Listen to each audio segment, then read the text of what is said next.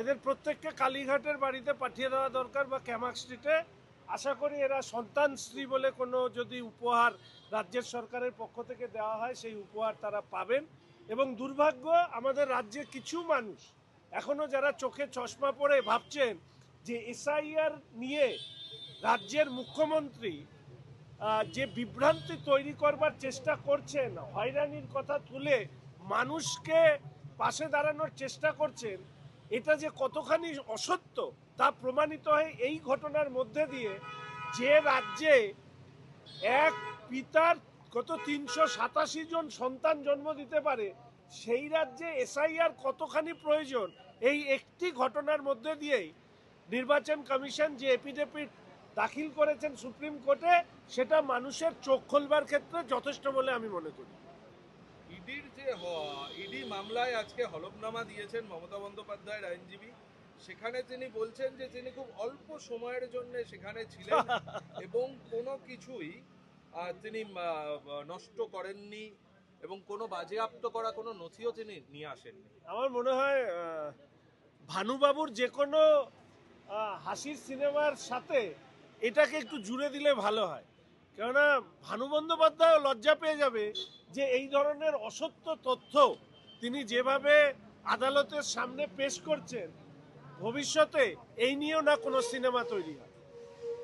শিলিগুড়ি যে নয়া উড়ালপুল, সেই উড়ালপুলের কাজ শেষ না হওয়া নিয়ে আজকে শিলিগুড়ির মেয়র গৌতম দেব অভিযোগ করেছেন বা দাবি করেছেন যে রেল অসহযোগিতা করছে, যেই কারণে বিধানসভা নির্বাচনের আগে এই উড়ালপুলের কাজ শেষ হচ্ছে না। এত বড় মাপের উনি নেতা, উনি কারো বিরুদ্ধে যখন অভিযোগ করেন তখন আমাদের একটু অস্বস্তি হয়।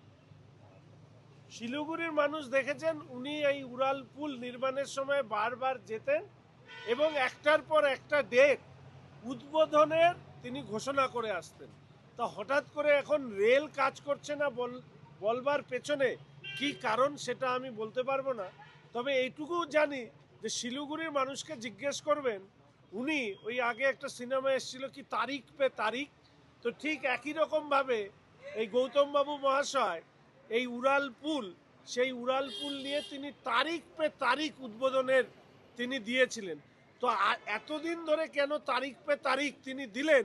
একসাথে দিতেন রেলকে সাথে নিয়ে, তাহলে তো এত ঝঞ্ঝাটি থাকতো না। ফলে একা সব কৃতিত্ব খেতে গিয়ে যখন সেখানে সমস্যা তৈরি হয়েছে তখন অন্যের দিকে আঙুল তোলা, আমার মনে হয় অবশ্যই এদের মুখ্যমন্ত্রী থেকে মেয়র শিষ্টাচারের স নেই বলে ওনার কাছ থেকেও শিষ্টাচার আশা করে লাভ আছে বলে আমি মনে করি না। পার্থ চট্টোপাধ্যায়কে তাকে দুটি কমিটির সদস্য করা হলো, নিশ্চয়ই আপনাদের সঙ্গেও দেখা টাকা হবে, কারণ তিনিও দুটি কমিটির মেম্বার হলেন এবং এই 2011-র পর এই প্রথম। দেখুন,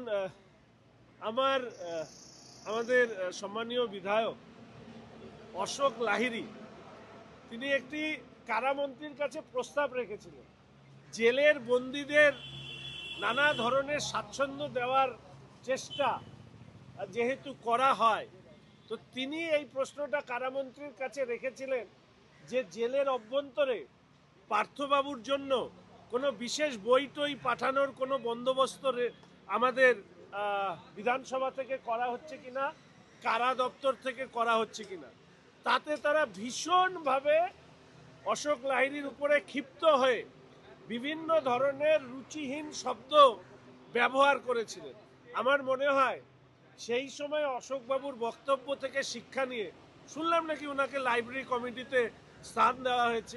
তবে এই সময়কালে আর যে কটা দিন বাকি আছে ওনাকে কষ্ট করে ওই কমিটিতে আর আসতে হবে কিনা সেটা অবশ্য যারা পুরনো সদস্য তারাই বলতে। লাইব্রেরি ছাড়াও আবাসন, জরুরি পরিষেবা, বিপর্যয় মোকাবিলা, বিপর্যয় তো মোকাবিলায় তো ওনার নাম সর্বাগ্রে থাকবে।